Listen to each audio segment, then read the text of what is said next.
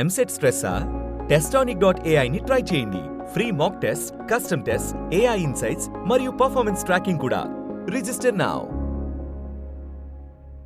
కాశ్మీర్లోని పెహల్గాంలో 27 మంది అమాయకులను టెర్రరిస్టులు ఊతకోత కోయడం అంటే చాలా దిగ్భ్రాంతికరం, చాలా బాధాకరం. ఈ సమాచారం తెలిసిన వెంటనే గౌరవ డిప్యూటీ సీఎం శ్రీ పవన్ కళ్యాణ్ గారు, జనసేన అధ్యక్షులు వారు చాలా కలత చెందారు, ఆవేదన చెందారు. వెంటనే ఆయన సందేశాన్ని, ఆయన మనసులో ఆవేదనని ట్విట్టర్ ద్వారా వ్యక్తం చేశారు. ఈరోజు ఉదయం పార్టీ శ్రేణులతో మాట్లాడుతూ మనం దేశం కోసం సంఘీభావం తెలపవలసిన సమయం ఇది. 3 రోజుల పాటు జనసేన పార్టీ తరపున సంతాప దినాల్ని పాటించాలని ఆయన ఈ ఉదయం ప్రకటించారు. ఆ మేరకు ఈ ఉదయం పార్టీ కార్యాలయంలో పార్టీ పతాకాన్ని అవనతం చేశాము. సాయంత్రం ఈ ఊచకోతలో అమరులైన వారికి సంతాప సూచకంగా ఈ సాయంత్రం కార్యాలయం దగ్గర క్యాండిల్స్ వెలిగిస్తాము.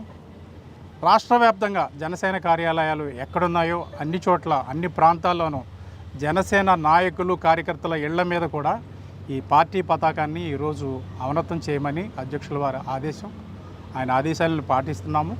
ఈ కార్యక్రమాన్ని ప్రారంభించాము. అదేవిధంగా సాయంత్రం కొవ్వొత్తులు వెలిగించి అమరులైన వారందరికీ నివాళులు తెలియజేస్తాము. రేపటి రోజున ప్రతి కార్యాలయం దగ్గర మా శ్రేణులు సంతాపం వ్యక్తం చేస్తూ మౌనంగా దీక్షలో కూర్చుంటారు.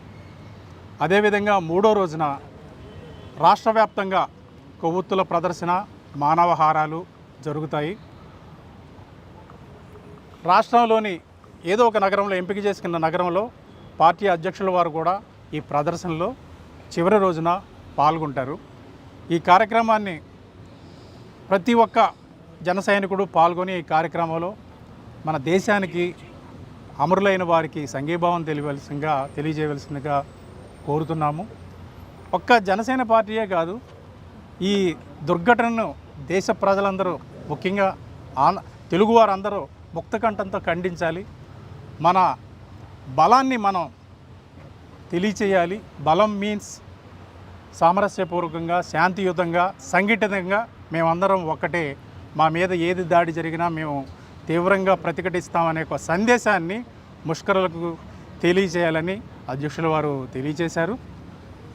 ఈ సందర్భంగా అమరులైన ప్రతి ఒక్కరికి, వారి కుటుంబానికి సంతాపం తెలియజేస్తూ వారికి తీవ్రమైన వారి ఆత్మకు శాంతి కలగాలని ఈ సందర్భంగా ప్రార్థిస్తున్నాము.